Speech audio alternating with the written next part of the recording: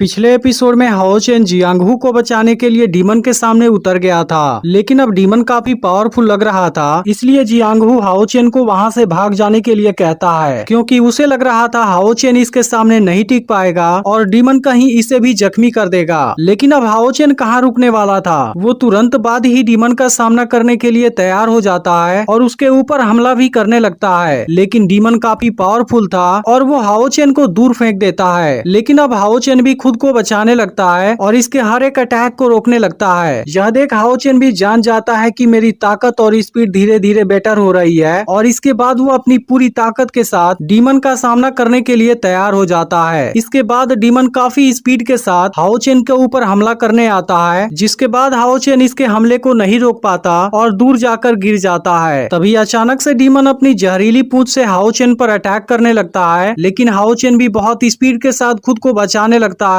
और इस बार भी डीमन इसे कुछ नहीं कर पाता। लेकिन तभी इसे सिंगयू की बात याद आती है, जिसने बताया था कि ऐसे डीमन के अंदर स्केलेटन नहीं होता और इनकी बॉडी के ऊपर केवल हार्ड सेल होते हैं और वो अपने जहरीले पूंछ से अटैक करता है। इस तरह से हाओ चेन जान गया था कि इसकी कमजोरी इसकी पेट है, क्योंकि वो उसकी पूरी बॉडी के मुकाबले काफी सॉफ्ट थी। इसके बाद फिर डीमन जैसे ही इसके ऊपर अटैक करने आता है, हाओ चेन खुद को बचा लेता है और इसके पेट को चीरता हुआ दूसरी ओर आ जाता है। अब इसे जख्मी देख हाओ चेन समझ गया था कि इसका आइडिया काम कर रहा है, जबकि जियांगहू और बाकी लोग काफी हैरान थे, क्योंकि हाओ चेन पहले के मुकाबले काफी ताकतवर हो चुका है। लेकिन यह डीमन भी काफी समझदार था, वो तुरंत यहाँ चारों तरफ स्मोक फैलाने लगता है, क्योंकि वो चुपके से हाओ चेन पर अटैक करने वाला था। अब यह देख जियांगहू और बाकी लड़के परेशान हो जाते हैं, लेकिन अब हाओ चेन इसकी चालाकी को समझ गया था और अब इसका सामना करने के लिए पूरा केयरफुल हो जाता है। इसके बाद डीमन जैसे ही इस पर अटैक करने आता है, उसकी आवाज से हाओ चेन उसकी पोजीशन जान जाता है और फिर बहुत आसानी से खुद को बचाने लगता है। लेकिन इसी बीच डीमन फिर से अपनी पूंछ से हमला कर देता है, जिसके बाद हाओ चेन दूर जाकर गिर जाता है और अब हाओ चेन समझ जाता है कि वो इसे जितना ताकतवर समझ रहा था, वो तो उससे ज्यादा भी ताकतवर है। तभी डीमन अचानक से फिर से इसके ऊपर हमला करना शुरू कर देता है, जिसके बाद हाओ चेन भी अपने तलवार की मदद से इसे रोकने लगता है। लेकिन अब जियांगहू और बाकी लड़के काफी परेशान हो गए थे, क्योंकि अब हाओ चेन की जान खतरे में थी। लेकिन इसी वक्त व्हाइट ब्लेड वाली स्किल एक्टिवेट हो जाती है, जिसके बाद हाओ चेन एक झटके में ही डीमन को दूर फेंक देता है और अब काफी स्पीड के साथ इस पर हमला करने लगा था।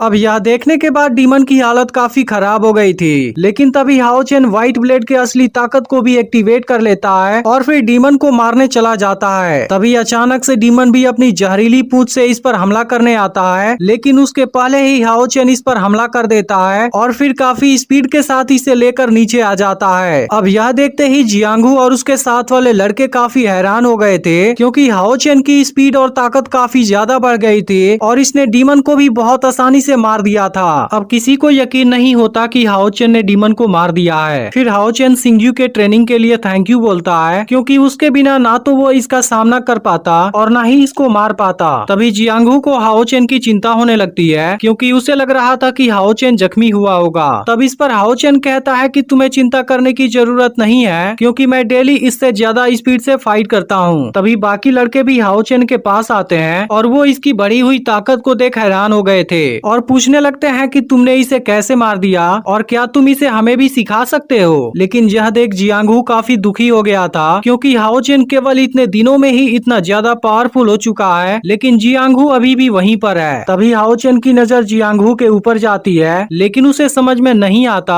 आखिर वो किस बात से इतना परेशान हो गया है। इसके बाद बाकी लड़के हाओ चेन को उनकी जान बचाने के लिए थैंक यू बोलते हैं और फिर यहाँ से वापस चले जाते हैं। फिर हाओ चेन जियांगहू से पूछता है, क्या तुम मेरी जगह पर चलना चाहते हो? लेकिन जियांगहू काफी दुखी था और कह देता है कि मैं नहीं जाना चाहता। अब इस बात से हाओ चेन भी परेशान हो जाता है, क्योंकि उसने जियांगहू को कभी भी ऐसा करते हुए नहीं देखा था और उसे समझ में नहीं आता कि क्या हुआ है। तभी अचानक से यहाँ आसमान में 2 फायर सर्किल एक्टिवेट हो जाते हैं, जिसे देख हाओ चेन हैरान हो जाता है और फिर हम देखते हैं कि इसके अंदर से एक लड़की और एक लड़का बाहर आते हैं। अब इनको देखते ही हाओ चेन पूछता है कि तुम लोग कौन हो, जिसके बाद छोटी लड़की अपना नाम लेंग बुडिंग बताती है और इसके साथ वाला लड़का अपना नाम लेंग बुफेंग बताता है। अब यहाँ पर बुफेंग को लग रहा था कि हाओ चेन एक लड़की है और पूछता है कि क्या तुमने ही इसे मारा है? तब हाओ चेन कहता है कि हाँ, लेकिन मैं एक लड़का हूँ। लेकिन बुडिंग को इसकी बात पर यकीन नहीं होता और इसलिए इसलिए वो उसके बिल्कुल नजदीक जाकर चेक करती है और फिर बुफेंग से बताती है कि ये सच में एक लड़का है। इसके बाद बुफेंग कहता है कि कोई बात नहीं और हाओ चेन से पूछता है क्या तुम इस मॉन्स्टर की डेड बॉडी को बेचना चाहते हो। अब यह सुनकर हाओ चेन कंफ्यूज होता है क्योंकि उसे तो पता ही नहीं था कि इनको भी बेचा जा सकता है। फिर बुफेंग कहता है कि इनको भी बिल्कुल बेचा जा सकता है, जिनके बदले में तुम्हें पैसा मिलेगा और हम इस काम में प्रोफेशनल हैं। तभी बुडिंग कहने जाती है कि तुम्हें मार्केट में 5 गोल्ड कॉइन मिलेंगे, लेकिन तभी बुफेंग इसका मुंह बंद कर देता है और कहता है कि मैं इस मॉन्स्टर के डेड बॉडी के बदले में तुम्हें 1 गोल्ड कॉइन दे सकता हूँ। लेकिन इस बात से बुडिंग गुस्सा हो जाती है और बुफेंग से कहती है कि बिजनेस में कोई भी धोखेबाजी नहीं चलेगी। जिसके बाद बुफेंग हाओ चेन को 3 गोल्ड कॉइन ऑफर करता है और इस मॉन्स्टर की डेड बॉडी मांगने लगता है। अब इस बात से हाओ चेन काफी खुश था क्योंकि इस तरह से इसके पास पैसा आ जाएगा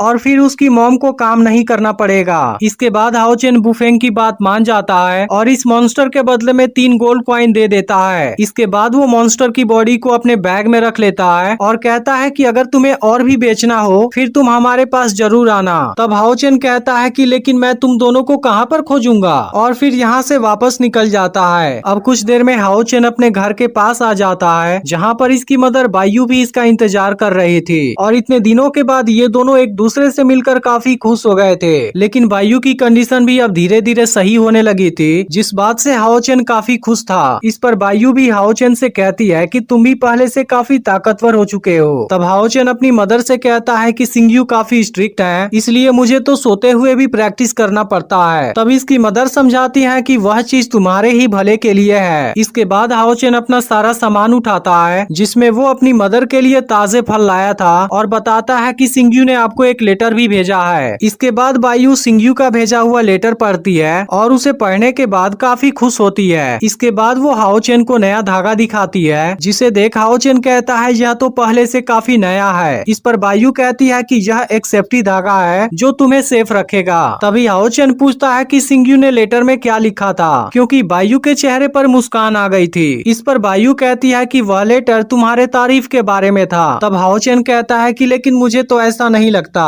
इस पर बायू पूछती है क्या तुम सिंगयू को पसंद नहीं करते। तब हाओ चेन कहता है कि वैसे तो सिंगयू काफी अच्छे हैं, लेकिन वो मुझसे बहुत ज्यादा प्रैक्टिस करवाते हैं। तभी बायू की नजर हाओ चेन के रिंग पर जाती है और फिर वो हाओ चेन से पूछती है कि यह तुम्हें कहाँ से मिल गया। तब हाओ चेन कहता है कि यह रिंग मुझे मेरे एक ओल्ड फ्रेंड ने दी है। इस पर बायू कहती है क्या मैं भी इसे देख सकती हूँ। जिसके बाद हाओ चेन डरते हुए रिंग उनको दे देता है। इसके बाद बायू रिंग को देखती है जिस पर लिखा था कि तुम मुझे भूल मत जाना। यह देख बायू हाओ चेन से पूछती है क्या वो एक लड़की है। अब इस बात को सुनकर हाओ चेन शर्माने लगता है और पूछता है कि आपको इस बारे में कैसे पता चल गया। अब इस बात पर बायू मुस्कुराने लगती है और फिर इसे रिंग वापस कर देती है। जिसके बाद हाओ चेन भी सेम वही चीज लिखा हुआ देखता है। इसके बाद हम लड़की को देखते हैं जो फिर से टेस्ट देने के लिए गई थी। इसके बाद वहाँ पर एक मिस्टीरियस आवाज पूछने लगती है कि क्या तुम चौथे राउंड के टेस्ट के लिए तैयार हो गई हो। जिसके बाद लड़की दुखी मन से अपना सिर हिलाती है। इस पर मिस्टीरियस आवाज बताती है कि तुम हर राउंड में अपने 6 सेंस में से एक सेंस को खो दोगी और अब इस आने वाले राउंड में तुम अपना विजन खोने वाली हो। अब इस बात से लड़की काफी दुखी हो जाती है और फिर हम देखते हैं कि वो हाओ चेन को अभी भी नहीं भूल पाई है और उसके बारे में सोचने लगती है। लेकिन इसके बाद टेस्ट शुरू हो जाता है और अब एक पावर लड़की को ऊपर लेकर चली जाती है। फिर हम देखते हैं कि यहाँ पर कोई पावर थी जिसके अंदर से कोई मिस्टीरियस तलवार निकलती है और देखते ही देखते इसके कई कॉपी जनरेट हो जाते हैं। इसके बाद ये सभी तलवार लड़की की बॉडी से अटैच हो जाते हैं और फिर लड़की की आंख से कोई पावर निकलनी शुरू हो जाती है, जिसके कुछ समय गुजरने के बाद ही लड़की को दिखना बंद हो जाता है। इसके बाद हम हाओ चेन को कहीं पर बैठा हुआ देखते हैं जहाँ हाओ चेन को आज का चांद काफी खूबसूरत लग रहा था और वो कहता है क्या तुम भी इसे देख रही हो। और तभी एक मैजिकल बटरफ्लाई इसके रिंग में टकरा जाती है, जिसे देख हाओ चेन पूरी तरह से हैरान हो जाता है। इसके बाद हमें 1 साल बाद का सीन दिखाया जाता है जो मून सिटी के अंदर था। फिर हम इस सिटी में हाओ चेन को देखते हैं जिसे सिंगयू ने कहा है कि यहाँ पर इसे एक नया चैलेंज मिलेगा, लेकिन हाओ चेन को अभी तक ऐसा कुछ नहीं मिला है और अब हाओ चेन भी जानना चाहता है कि आखिर वो अगला चैलेंज है क्या।